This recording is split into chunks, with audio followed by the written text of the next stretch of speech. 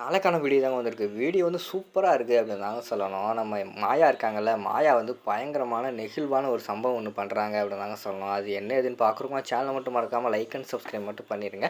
First எடுத்த உடனேயுமே வந்து ஒரு ஃபேமிலிய காட்டுறாங்க. அந்த ஃபேமிலி பார்த்துக்கிட்டோம்னா, நம்ம சீனு இருக்காங்கல்ல, சீனுவோட துணி கடையில தான் துணி எடுத்திருக்காங்க. அந்த மணப்பொண்ணுக்கு எடுத்த சேலை வந்து அவங்க வந்து மிஸ் பண்ற மாரி தான் காட்டிக்கிட்டு இருக்காங்க. அதனால வந்து வீட்ல ஒரு பெரிய பிரச்சனை ஆயிருது. இனி அதே மாரி சேலை எங்க போய் எடுக்க அப்படிங்கிற மாரி சொல்லிட்டு அவங்களுக்குள்ளேயே வந்து ஒரு கேள்வி வருது. உடனே அவங்க பேசுகிறாங்க, நம்ம போய் உடனடியாக வந்து நம்ம எடுத்த கடையிலே போய் எடுப்போம் அப்படிங்கிற மாதிரி சொல்லிட்டு பேசி அவங்க அப்பா அம்மா வராங்க. அந்த பொண்ணோட அப்பா அம்மா வந்து வராங்க. வந்த உடனேயுமே முன்னாடி வந்து கேட்குறாங்க, எங்கள் பொண்ணு வந்து ஒரு சேலை எடுத்தாங்க, இந்த கடையில் தான் எடுத்திருக்காங்க, நாங்கள் தான் எடுத்தோம். ஆனால் அந்த சேலை வந்து இப்போ வந்து தொலைஞ்சு போச்சு, எங்களுக்கு வந்து அதே மாதிரி சேலை தான் வேணும் அப்படிங்கிற மாதிரி சொன்ன உடனே கடையில் உள்ளவங்கலாம் எரிச்சப்படுறாங்க. என்ன மேடம், அது என்ன சேலை ஏதுன்னு ஒரு ஃபோட்டோ கூட இல்லை.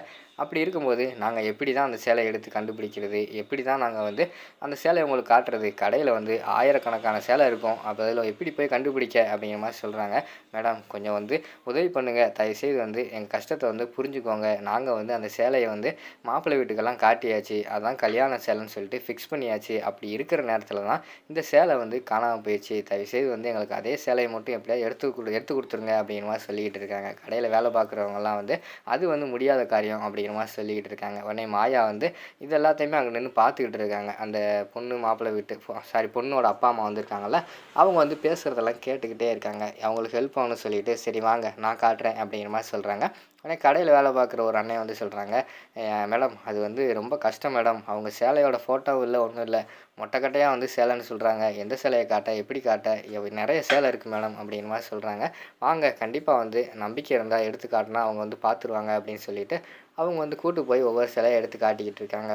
இந்த சிலையா, இதை பாருங்க, அதை பாருங்க அப்படின்னு சொல்லிட்டு காட்டிக்கிட்டே இருக்காங்க. காட்டுற நேரத்தில் ரொம்ப நேரம் ஆயிடுது. நிறைய சேலை எடுத்து வச்சிடுறாங்க. கடைசி வரைக்கும் வந்து சேலை வந்து கிடைக்கவே இல்லை. கடைசியாக வந்து ஒரு சேலை வந்து எடுக்காங்க. எடுத்து ஓப்பன் பண்ணி காட்டுறாங்க.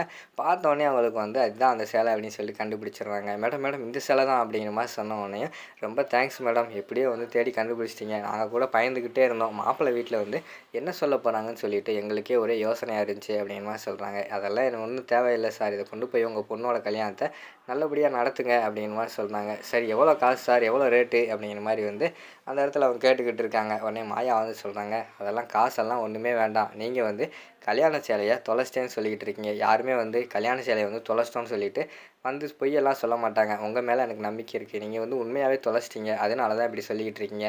எங்களுக்கு காசெல்லாம் தேவையில்லை, உங்கள் பொண்ணுக்கு கொண்டு போய் இந்த சேலையை கொடுங்க. உங்கள் பொண்ணுக்கு இந்த கடை சார்பாக வந்து இந்த கல்யாண சேலையை கொடுத்ததா நினச்சிக்கோங்க அப்படிங்கிற மாதிரி சொல்கிறாங்க. மேடம் உண்மையாவா? மித்த கடையில் வந்து எக்ஸ்ட்ரா தான் காசு வாங்காத தவிர யாருமே வந்து ஃப்ரீயாலாம் கல்யாண சேலை கொடுக்க மாட்டாங்க அப்படிங்கிற மாதிரி சொல்லிக்கிட்டு இருக்காங்க. இதுக்கெல்லாம் எதுக்கு சார் தேங்க்ஸ், இருங்க கவரில் போட்டு தரேன் அப்படின்னு சொல்லிட்டு கவர்லெல்லாம் போட்டு கொடுக்குற மாதிரி காட்டுறாங்க. போட்டு கொடுத்தோன்னையும் அந்த தம்பதி இருக்காங்கல்ல, அந்த பொண்ணோட அப்பா அம்மா, அவங்க வந்து சொல்கிறாங்க, மேடம் நீங்கள் வந்து 100 வருஷம் உங்கள் ஹஸ்பண்டு கூட சேர்ந்து ஒன்றா வாழணும் மேடம் அப்படின்னு சொல்லிட்டு அந்த இடத்துல வந்து மாயா வந்து வாழ்த்திட்டு போகிறாங்க.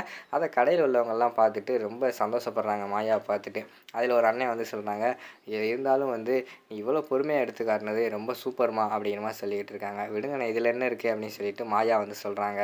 மாயா அப்படியே பேசிகிட்டே அந்த இதெல்லாம் எடுத்து மடித்து வச்சுக்கிட்டு இருக்காங்க. அப்போ வந்து ஒரு சார் மாதிரி வராங்க. மேடம் மேடம் நீங்கள்லாம் அதை மடிக்கக்கூடாது, கொடுங்க நாங்களே மடித்து வச்சிடுறோம் அப்படிங்கிற மாதிரி சொல்லிவிட்டு அவங்க மடித்து வைக்கிற மாதிரி தான் காட்டுறாங்க. அதோட பார்த்துக்கிட்டிங்கன்னா அந்த எபிசோடு வந்து முடிச்சிடுறாங்க.